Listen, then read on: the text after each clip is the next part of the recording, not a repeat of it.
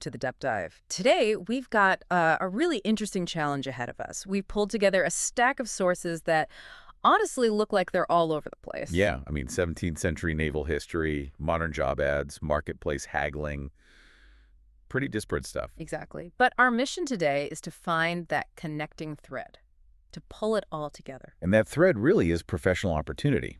Yeah. We're going to show how you absolutely need both the global language, which, let's face it, is English, and the specific professional communication skills.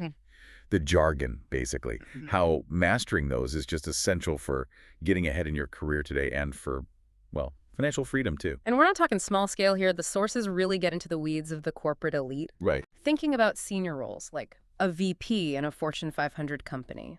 And we'll also look at the big historical forces, war, finance, tech, that kind of built this world where English became the key, the price of admission almost. Okay, so let's unpack that history first. Okay. How did English go from being, as one source put, an unimportant language on this, relatively small island, to basically beating out Latin, French, Spanish, you name it, to become the default for global business, science, the internet, everything? Well, it's really a story in two parts. Yeah. And it's all about who had the economic and military muscle at the right moments in history. Okay. So phase one, that's the British Empire kicking off in the 1600s. Their navy was incredibly powerful, spreading the language through colonization. Yeah. India, Africa, Australia, parts of the Americas. Right. But the key thing, and the sources really hit this point hard, is that the system stuck around even after the empire faded. Exactly. English was deliberately set up as the language for government, for higher education, for law. So when countries like India or Nigeria became independent, it was often just easier, more practical maybe, to keep English, like a neutral ground between different local languages. Precisely. It bridged internal divides sometimes, so that laid the groundwork. But the real cementing of English dominance, that came later, after World War II, with the rise of the United States. Think about it, 1945. Britain, France, Germany, they were devastated economically. But the U.S., its economy surged. It became the world leader in technology, finance, culture. You name it. So it wasn't just military might anymore. It was this soft power. Absolutely. American soft power proved way more effective in the long run than the old colonial hard power. But how exactly did that translate into everyone adopting English? Was it just because the U.S. economy was the biggest? Is it that simple? Well, it wasn't just one thing. It was more like four powerful forces all working together, all tied back to American leadership and, frankly, innovation. Okay, what were they? First, plain old economics. The U.S. dollar became the global standard for trade, for banking, for investment.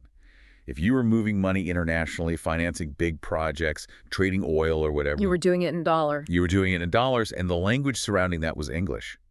Money talked, and it spoke English. Okay, that makes sense. What else? Second and third, kind of together, were culture and technology. Hollywood movies, American pop music, they dominated globally for decades. People learned English passively just by consuming entertainment. Right, just absorbed it. Yeah. And at the same time, the internet. The sources stresses it was basically invented and built in English. The programming languages, the first big websites, the giants like Google, Apple. So English became like a digital necessity. If you wanted to be online, you needed English. Pretty much. The fourth pillar, science and innovation. Think about major scientific breakthroughs. They're published in English language journals. The top universities, they teach in English. So if you're an engineer, a doctor, a physicist wanting to share your work globally, you're publishing in English. It's the lingua franca of global knowledge. Okay, so that explains today. But what about tomorrow? You hear a lot about Mandarin's growth. Spanish is huge. And AI translation tools are getting scary good, right? Is this English dominance just, a blip, something that history will eventually correct? That's the million-dollar question, isn't it? And it's something the sources touch on. Yes, Mandarin has more native speakers, no question. But they argue English is still the most useful second language globally, the most powerful one to learn. How many people are learning it? The number cited is over 1.5 billion people actively learning English right now. That's huge. Wow. And the thinking on AI is interesting. It'll definitely help with basic understanding, translation on the fly. But for really high-stakes stuff, right, like negotiating a multi-billion-dollar merger or publishing complex scientific findings where precision is everything. You still need humans who truly understand the nuances. Exactly. AI assists. but it hasn't replaced the need for a shared, precise human language standard in those critical moments. Not yet, anyway. That makes a lot of sense. Okay, so global English gets you into the stadiums, so to speak. But to actually play the game inside, say, a big Fortune 500 company, you need the team's playbook. You need that specific high-stakes corporate language, that jargon. Right. We're shifting here from just access to the language to actually performing within that professional environment. So let's look at some examples from the sources. They talk about roles like VP, Vice President. What does that mean linguistically, not just title-wise? Well, a VP operates at a level where language is about setting policy, about final decisions. It's a specific linguistic register. Their words carry weight. They can impact thousands of employees, millions in revenue. And the language reflects that power, right? Like, there's a big difference between saying you propose a policy versus saying you're going to implement it. Absolutely. Implement means putting formal rules into action right now. It signals authority. Or think about how a senior manager might say they have 1,500 employees under me. It's not just descriptive, it's asserting control, scope. Exactly. It's a linguistic power marker. And then there's the language of compliance. The source mentioned training managers on FDA and EPA regulations. You have to know those terms cold. Show fluency in the specific rules governing your business. Right. Because the VP's job is often to oversee things, to supervise, make sure everything's correct, manage risk. That requires precise language. Okay, let's switch gears slightly to the language around results. Sales strategy. You hear managers demanding their teams drive sales. Or streamline operations, make things more efficient. Yeah. If the company's falling behind, they need to match the competitors that are already in the market. Yeah, and the sources gave us a pretty stark example of that pressure cooker sales environment, the manager demanding concrete solutions. Right. Not vague ideas, real specific, actionable fixes. Now, and that killer phrase they used, "it'll never fly." Oh yeah, that one's brutal. It just cuts right through, doesn't it? It tells you everything about that particular culture. It's instant rejection, no discussion. It says a lot about management style, too. The sources pointed out how that kind of negative, dismissive manager cutting people off, shooting down ideas, creates fear. People become afraid to speak up. It kills creativity. Exactly. Whereas good managers use language that encourages, that motivates, they support growth, make people feel safe to, float an idea before it gets slammed with, "it'll never fly." So, okay, beyond just learning the specific jargon terms, what are the fundamental communication skills people need to actually advance, according to the sources? Well, it really boils down to two things: reliability and clarity. Yeah. Being reliable, showing up on time, finishing your tasks, that's table stakes. Expected. Right, the bare minimum. Yeah. But for real advancement, you need strong communication. And that means listening actively, really understanding the situation, speaking clearly, articulating your ideas and solutions. And this is crucial, actively seeking out feedback so you can constantly get better. So it's that combination that lets you actually start using the jargon effectively, not just parroting it? Precisely. You earn the right to use the high-stakes language by mastering the fundamentals first. All right, so we've looked at the global language backdrop, the corporate boardroom talk. Let's drill down now into something really concrete, a practical skill with immediate financial impact. Getting a good deal. The art of bargaining. Yes, this is where language directly translates into saving money or making a better deal, whether that's, buying a rug in a market or negotiating a business contract. It's the language of getting value. Exactly. And it starts with knowing your limits. We all know what a bargain is a good price. But using the language strategically is key. First, you need to have your price range clear in your own head. What's the absolute maximum you'll pay? And you need to communicate that boundary. Right. Saying something like, "that's a bit out of my price range," frames it nicely. It's not just that you don't want to pay that much, it suggests you can't. It shifts the dynamic. And what about showing you have other options? The sources mentioned shop around. That's a classic effective tactic.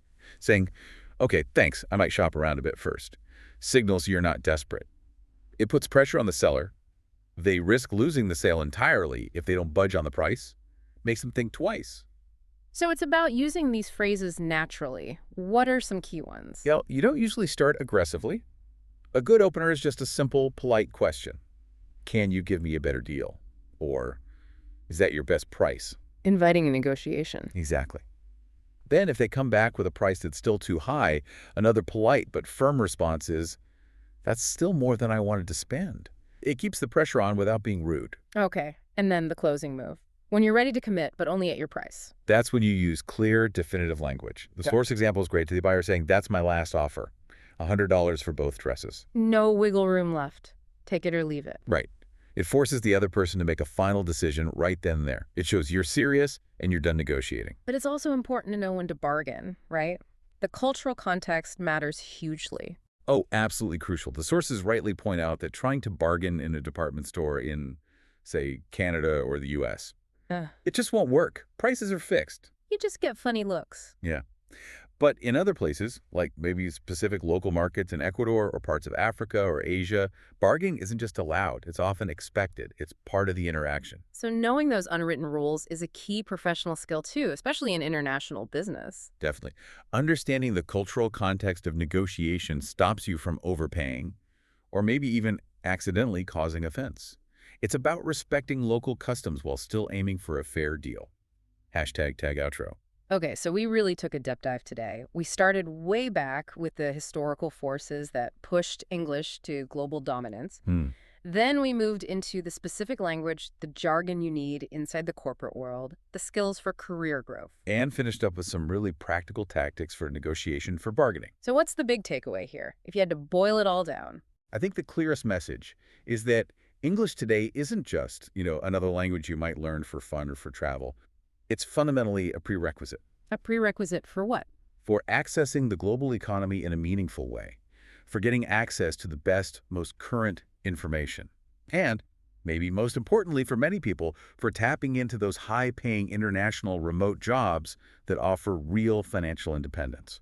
Yeah, the sources really hammered that point home. Mastering English can literally double or triple your potential income, give you freedom to travel, to grow your career internationally. While conversely, if you're limited to only your local language, the professional world inevitably feels smaller. Opportunities are more restricted, access to global knowledge is limited. Right. Which brings us to a final kind of provocative thought to leave you with, something the sources hinted at. Yeah, if we accept that English is likely to stay dominant, and you have, 1.5 billion people learning it as a second language? It's bound to change, right? It has to evolve. Exactly. So the question is, what might these future, simpler English dialects actually look and sound like? Will we see versions of English emerging that are specifically designed for clear, functional communication between non-native speakers? Prioritizing, say, simplicity and getting the message across over traditional grammatical complexity is the future of global English, actually. Simpler English. Thing to think about.